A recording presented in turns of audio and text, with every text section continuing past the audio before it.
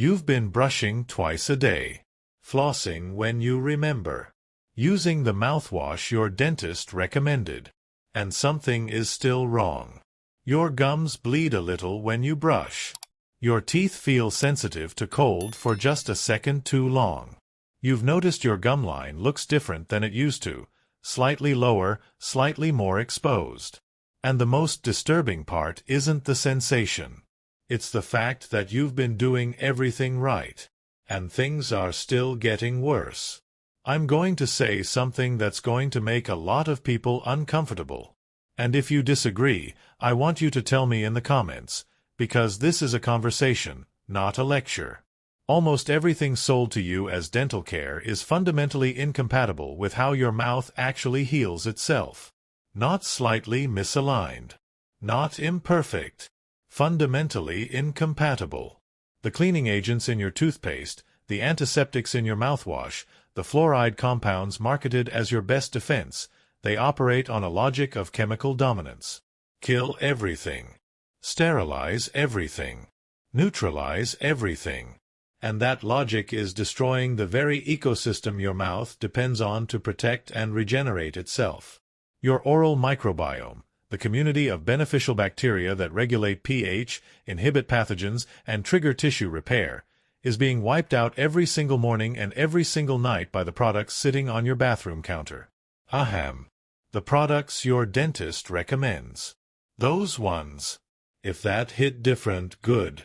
Because what I'm about to show you is going to change the way you look at that bathroom counter forever. Before I go any further, I found something that pulls everything I'm about to explain into a single practical sequence you can start tonight. It's in the first link in the description, or in the pinned comment if you're on mobile. I want you to check it now, not because I'm asking you to buy anything, because I'm not, but because when you understand the science I'm about to walk you through, you're going to want that resource open. Go look. Then come back. I'll be here. Okay. Let's make something invisible visible. Imagine you could look at a single tooth under a lens powerful enough to see not just the enamel surface, but the crystalline architecture underneath it. What you'd see is hydroxyapatite, a calcium phosphate mineral lattice so dense and so precisely organized that it is, pound for pound, harder than steel. And here's the part nobody ever told you in a dentist's office. It breathes. All day long, minerals flow out of that lattice through a process called remineralization, triggered by acid from food and bacteria. And all night long, when the conditions are right, your saliva floods those same pathways with calcium and phosphate ions and rebuilds the lattice. Piece by piece.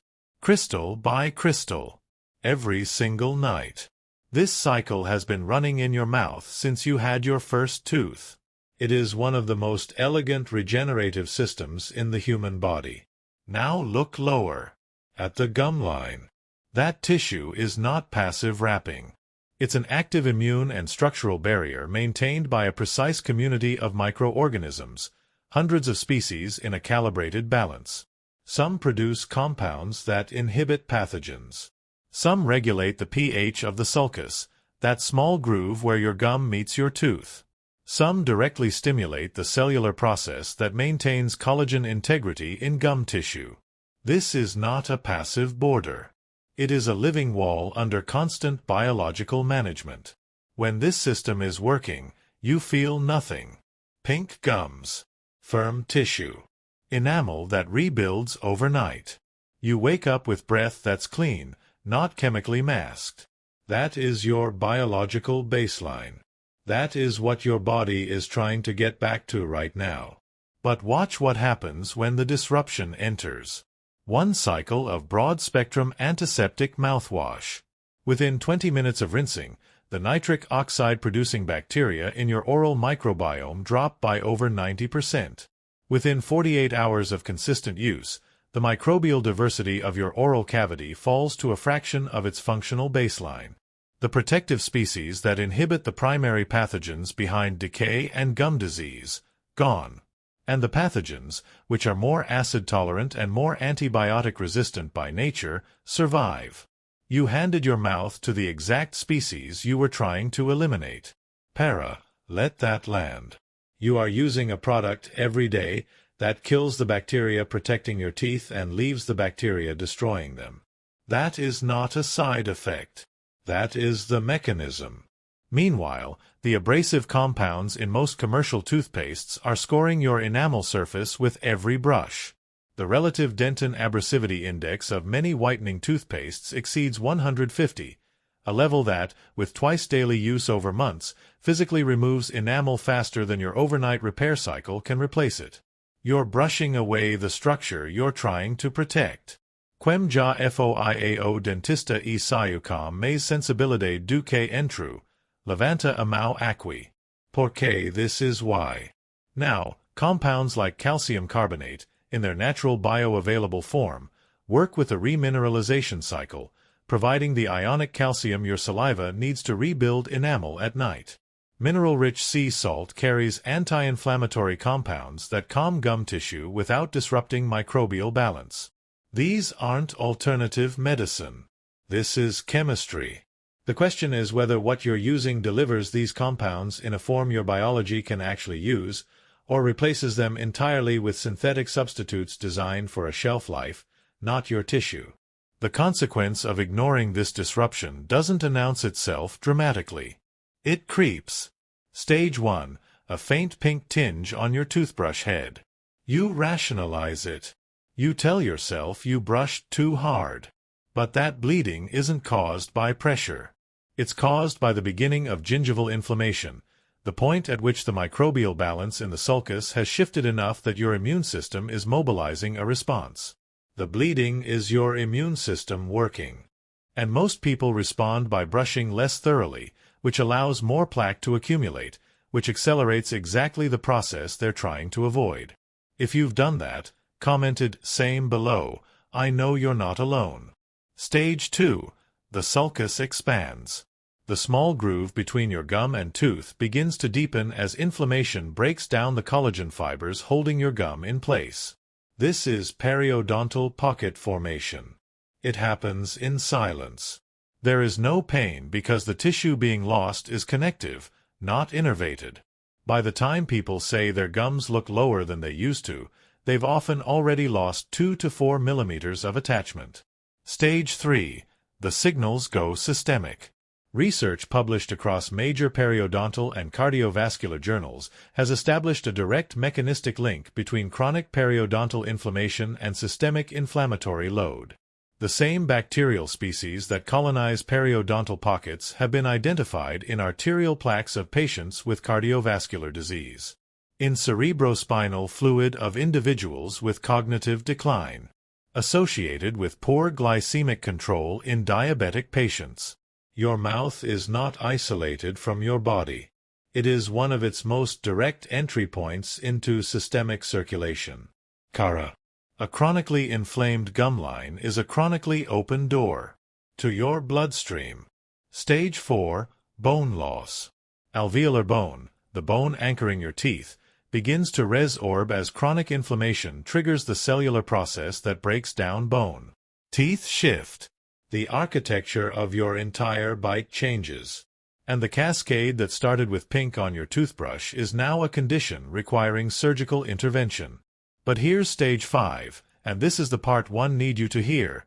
None of this is irreversible at stages 1 through 3. The body's capacity to rebuild gum attachment, remineralize enamel, and rebalance microbial composition is real and well documented, provided you stop the disruption and create the right environment. That is what the rest of this video is about. Let's talk about what the dental industry actually sells you, and why. The global oral care market is a $90 billion industry dominated by a small number of multinational consumer goods corporations. And their business model depends on one thing: daily habitual product use with no endpoint. You do not finish your dental health journey and stop buying toothpaste. The ideal customer is someone who experiences just enough improvement to feel the product is working, but never enough transformation to stop needing it. Does that make you uncomfortable? Good. Comment, system, if you see it. Because this next part is where people either nod or get angry, and honestly, both reactions are valid. The fluoride myth is one of the most profitable constructs in consumer health history. Fluoride does inhibit acid dissolution of enamel, that part is true. But it does this by incorporating fluoride ions into the mineral lattice, creating a form that is more acid-resistant but also more brittle and less biologically dynamic. The narrative that fluoride remineralizes enamel, that it actively rebuilds lost mineral structure, is not supported by the current understanding of ionic remineralization. True remineralization requires calcium and phosphate delivery. Fluoride stabilizes what's there. It cannot replace what's been lost. The distinction matters enormously if your enamel has been eroding for years. The antibacterial mouthwash myth is even more damaging. Products containing chlorhexidine or high-concentration alcohol are clinically effective at reducing total bacterial count in the oral cavity. What they are not effective at is selective bacterial reduction. They eliminate pathogens, yes, but they eliminate the beneficial species at the same rate or faster, because beneficial species are generally less resistant. The research on this is unambiguous. Regular chlorhexidine use degrades oral microbiome diversity and creates conditions more favorable for acid-producing pathogen regrowth after the rinse effect wears off. Neo e conspiraco. E quimica. E publica do. Quem discorda, commenta aqui imbexo, porque eu quero essa conversa. Now here's what works instead, and the reason it works is not because someone invented it. It's because it works with systems your body already has. Xylitol operates on a completely different principle from any antiseptic you've ever used. It is metabolized preferentially by Streptococcus mutans, the primary caries pathogen, but the metabolic product is toxic to the bacterium. The pathogen tries to process xylitol the way it processes sugar, fails, and the attempted metabolism produces a compound that starves and destabilizes it. Beneficial bacterial species don't metabolize xylitol the same way. They are unaffected. This is selective inhibition, the exact opposite of broad-spectrum destruction. Lysozyme, an enzyme naturally present in your saliva, works synergistically with xylitol by disrupting the cell walls of gram-positive pathogens while leaving beneficial bacteria intact. This is your body's own system, already running. The question is whether you're supporting it or flooding it with chlorhexidine every night. Myrrh, the resin extract from Commiphora species, has documented anti-inflammatory and cicatrisant effects on gingival tissue. The terpenoid compounds in myrrh inhibit prostaglandin synthesis in gingival fibroblasts. That is the primary molecular mechanism of gum inflammation. Studies examining myrrh extract on inflamed gingival tissue documented measurable reductions in sulcular bleeding index and pocket depth with consistent use. This is not wellness mythology. This is tissue chemistry. The truth, and I want you to write this down or save this video right now, is simple. Your mouth heals itself when you stop poisoning the environment it heals in. Save this video. Seriously. Because the next part is where people start getting uncomfortable with their own grocery carts. Let's name the specific agents working against you. Some of them you're going to recognize. Some of them you consider healthy. Sparkling water. The pH of most sparkling water brands ranges between 2.7 and 3.3, roughly equivalent to orange juice. The carbonation process generates carbonic acid. And the frequent casual sipping pattern that most health-conscious Americans use throughout the day means the enamel is experiencing repeated acid challenges without recovery windows. The remineralization cycle cannot run during repeated acid exposure. You are disrupting your overnight repair work with your morning hydration routine. And before you come for me in the comments, I know it feels impossible that something doctors celebrate as a soda replacement is doing this. But the chemistry doesn't care about the marketing. Comment, sparkling water, if this just ruined your morning routine. I'm sorry. Kind of. Whitening strips. The hydrogen peroxide concentrations in over-the-counter whitening strips cause measurable demineralization of enamel within a single treatment cycle. They penetrate the dentin tubules and trigger an inflammatory response in the dental pulp, That's the sensitivity you feel. That sensitivity is not a temporary side effect. It is a signal that biological damage occurred. Repeated whitening strip cycles on enamel that is already compromised are clinically documented to accelerate structural breakdown. The very strips you use because you're worried about your teeth's appearance are accelerating the damage that will eventually destroy them. Alcohol mouthwash. Beyond destroying your microbiome, alcohol causes measurable dehydration of the soft tissues lining your mouth by disrupting their moisture barrier. The feeling of clean that alcohol mouthwash produces is the sensation of tissue dehydration. You're mistaking the feeling of damage for the feeling of health. Repeat that sentence until it lands, mistaking the feeling of damage for the feeling of health. Sodium lauryl sulfate, the foaming agent in nearly every commercial toothpaste, disrupts the phospholipid layer of oral mucosa cells. This is the biological basis for the well-documented association between SLS-containing toothpaste and canker sore frequency. If you've ever gotten canker sores and never understood why, now you know. Comment, canker sores, if that's been your entire life and you never connected it to your toothpaste. Because you were not imagining it. Processed starch, crackers, chips, white bread, is converted to simple sugars by salivary amylase before it even reaches your teeth. The resulting glucose creates a sustained fermentation substrate for acid-producing bacteria. Unlike sucrose, which is cleared relatively quickly, starch-derived glucose adheres to occlusal surfaces and sits between teeth for extended periods. The American habit of grazing on processed starch throughout the day is among the most consistent predictors of cavity progression in epidemiological research. Not candy. Crackers. Sports drinks.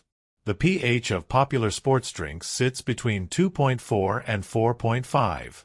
Their consumption is highest among the 18 to 45 demographic that is most likely to be concerned about performance and appearance. You are drinking acid specifically during the hours your body is most active and least capable of running the repair cycle. And the industry selling it to you sponsors the athletes whose smiles are used to market the product. Okay, now let's build something. Because the point of everything I've just shown you isn't to make you feel helpless. It's the opposite. Because once you understand what's blocking the process, removing the block is actually straightforward. This is the part where you save this video. Seriously. Save it now, because I'm about to walk through 4 layers, and the resource in the description has the full integrated sequence if you want to apply it tonight. Layer 1 is remineralization. And it begins with understanding that calcium and phosphate delivery to enamel is entirely dependent on the ionic environment of your saliva. During the hours of sleep, salivary flow drops by 60 to 70%, and the saliva that remains becomes concentrated, a more mineral-dense fluid that bathes the enamel surface with greater dwell time than daytime saliva ever provides. This is your repair window. If the calcium and phosphate concentrations in that overnight saliva are adequate, the hydroxyapatite lattice rebuilds, crystal layer by crystal layer, each night. Calcium carbonate in its bioavailable form provides that substrate. Mineral-rich sea salt, not industrially processed sodium chloride, but salt that retains its trace mineral content, carries magnesium, potassium, and sulfur compounds that stabilize gingival tissue pH and reduce inflammation at the sulcular interface. This is the foundation. Create the right ionic environment, and the biology runs. The exact sequence, the application method that maximizes overnight dwell time, is in the link in the description.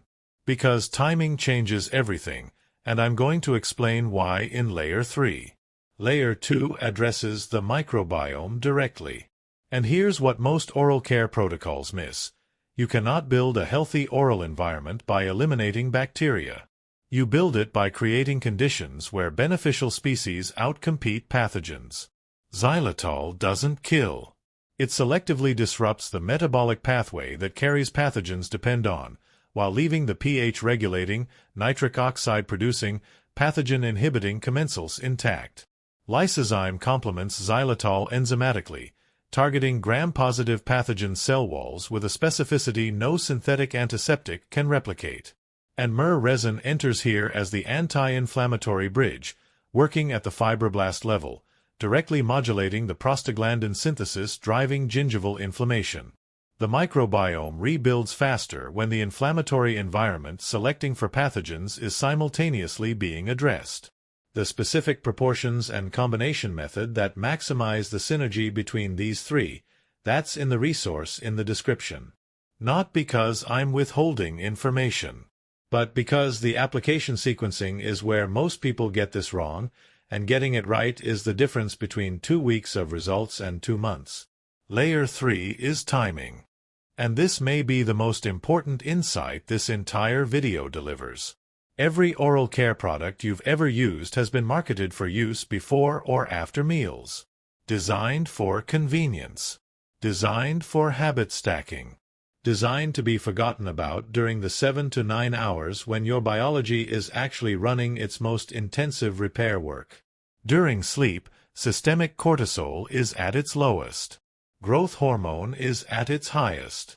Tissue repair processes that are suppressed during waking state sympathetic dominance are running at full capacity.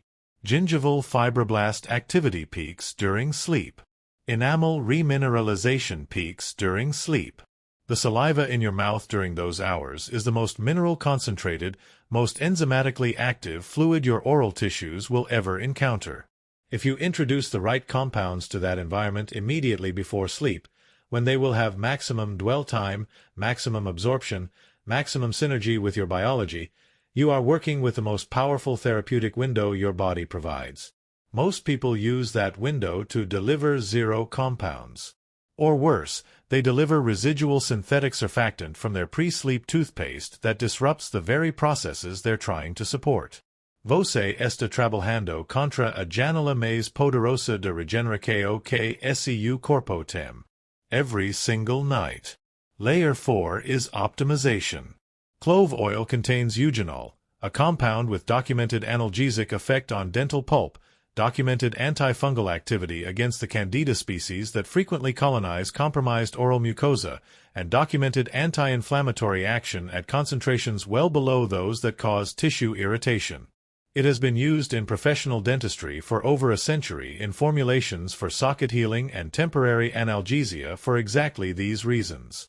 Wild mint compounds complement eugenol by stimulating salivary flow, delivering your body's own mineral-rich repair fluid to enamel surfaces at precisely the moment when the clove and calcium compounds have primed the tissue for uptake. The full protocol, the sequence that integrates all 4 layers into a single nightly practice, is in the first link in the description.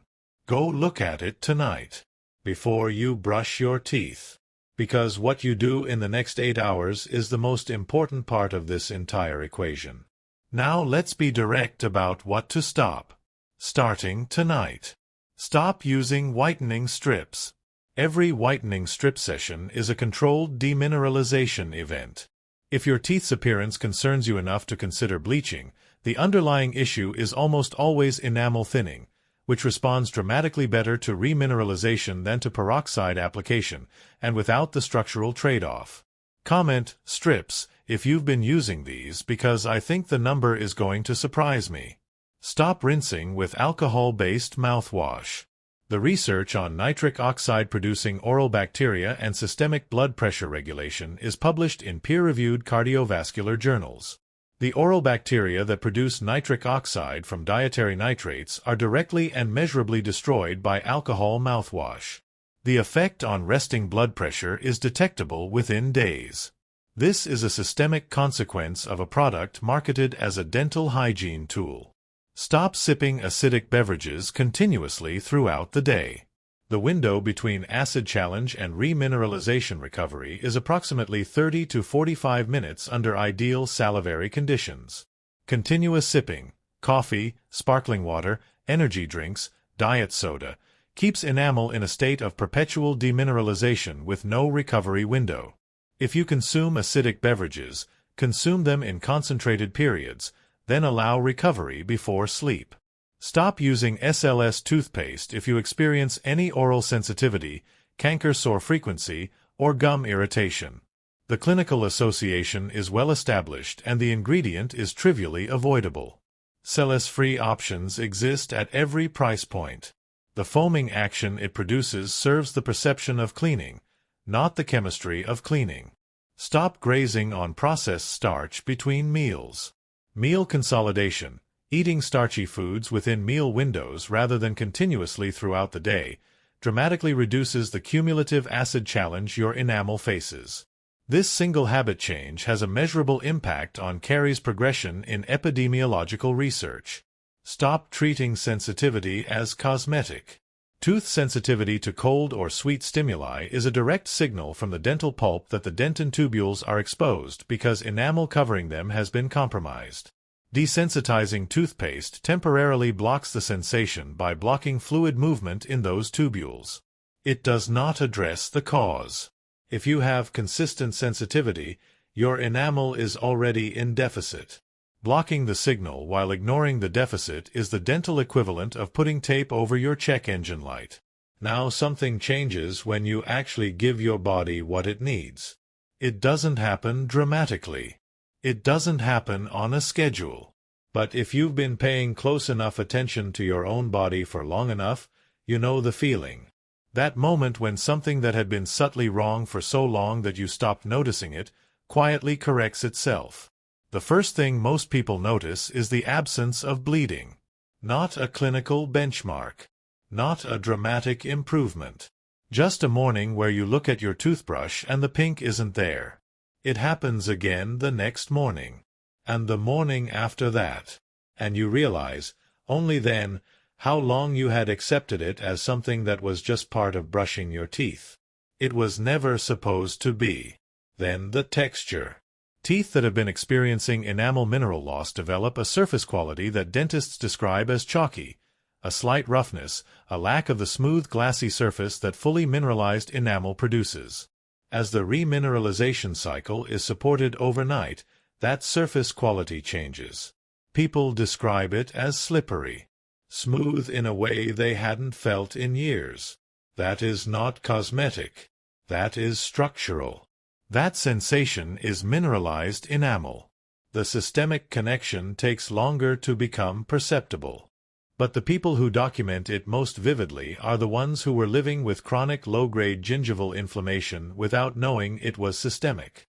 When the inflammation resolves, when the sulcus seals, when the microbial balance shifts, when the immune response that was running continuously in your gums finally de-escalates, some people describe a kind of systemic lightness they initially attribute to better sleep or reduced stress. Research on periodontal treatment outcomes and systemic inflammatory markers suggests it's neither. It's the measurable reduction in circulating inflammatory cytokines that occurs when a chronic infection site is resolved. And eventually, not on a calendar timeline but on a biological one, people around you notice. A comment about your smile. A remark about how healthy your teeth look. A question about what you've been doing differently. Clinical studies on remineralization and gum tissue regeneration protocols document measurable changes in tissue color, contour, and enamel translucency with consistent application. The change is real. And it's durable in a way that cosmetic procedures are not, because it reflects biological repair, not surface intervention. If you have severe pre-existing gum recession or structural periodontal damage, work with a professional alongside any natural protocol. The biology is supportive. It is not unlimited. Here's what this all comes down to. And I want you to sit with this for a second. Your mouth is not broken. It has been blocked. Every mechanism we walk through today, remineralization, microbiome regulation, gingival tissue repair, overnight regeneration, is a native biological process your body is trying to run right now. Tonight. While you sleep. The only reason it isn't running at full capacity is because the products and habits of modern dental care have been systematically disrupting the environment those processes require. The human body did not evolve to need fluoride from industrial sources. It evolved with calcium and phosphate from food, with enzyme-rich saliva, with botanical compounds from its environment, with a nighttime repair cycle that has been running for 100,000 years. None of this requires suspension of disbelief. It requires only that you stop overriding systems that are older and more sophisticated than anything on your bathroom counter. The link in the first position in the description, or in the pinned comment, has the complete integrated protocol, the specific compounds, the exact timing, the application method that maximizes overnight absorption, and the full reasoning behind every step. It is the synthesis that ties everything from this video into something you can actually do tonight. Check it before you go to bed. Because your next 8 hours are your most powerful therapeutic window, and what you do with them matters more than anything you've done to your teeth during the day. If you know someone whose dentist keeps telling them their gums are receding, a parent, a partner, a friend who has been spending money on procedures and still watching things get worse, share this with them. The gap between what most people believe about oral health and what is actually happening biologically is enormous. And closing that gap is one of the most genuinely impactful things you can do for someone you care about. Take care of your mouth. It is connected to everything else.